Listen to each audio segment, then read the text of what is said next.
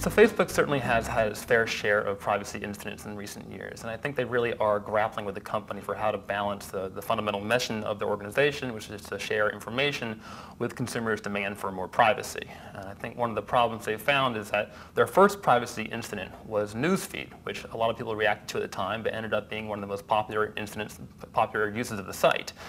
So I think for a while there, they were thinking that any privacy uproar happened, they would stick to their guns, the consumer issue would go away, consumers would eventually get used to it. I think that's definitely changed over the last year or so. I think they definitely are taking these incidents much more seriously. I think they are thinking more creatively about privacy in advance of rolling these issues out. But one thing we've certainly seen here with Facebook and for other companies in general is that user outrage is definitely a very powerful tool. So if you see something on Facebook you don't like or other sites, be loud, be vocal, post about it, tweet about it. Consumer expression is incredibly important in getting some of these privacy issues fixed.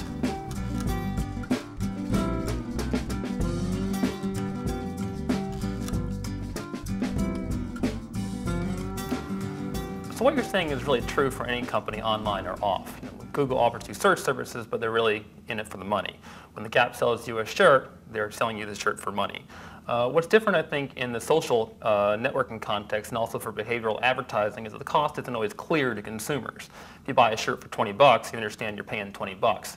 If you go to a site and site's using information in ways you want to understand, you don't fully understand how you're paying with your privacy. You can try to look in their privacy policies, but privacy policies will just reserve a bunch of rights and you won't actually have any idea what they're actually doing.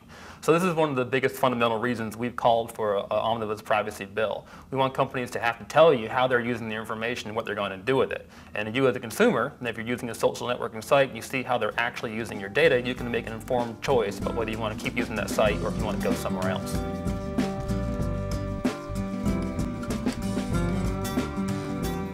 So we think this is a really positive thing. One of the things about Facebook in the past, when they rolled out a privacy improvement, it's often in response to a privacy problem. It's only a partial fix to something they've done. Here, out of the blue, they offered what we think is a really powerful tool to let users take control of their data and move it to their own hard drive or move it to some other service. This is something we ask for all cloud computing companies, not just social networking sites, but any webmail service. Anytime you keep your data in the cloud or remotely, photo sharing sites, sites where you can upload your hard drive as a backup. Companies who get access to your data shouldn't hold you hostage by making it hard for you to move to another competing service. A lot of these companies also, not only do they make it hard for you to move your data, they make it a violation of their terms of service to use some sort of third-party service to download and export the information. But fortunately, we've seen some real leadership from companies like Google with their data liberation product and this recent iteration by Facebook.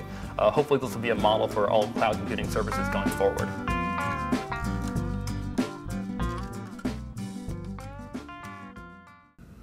No.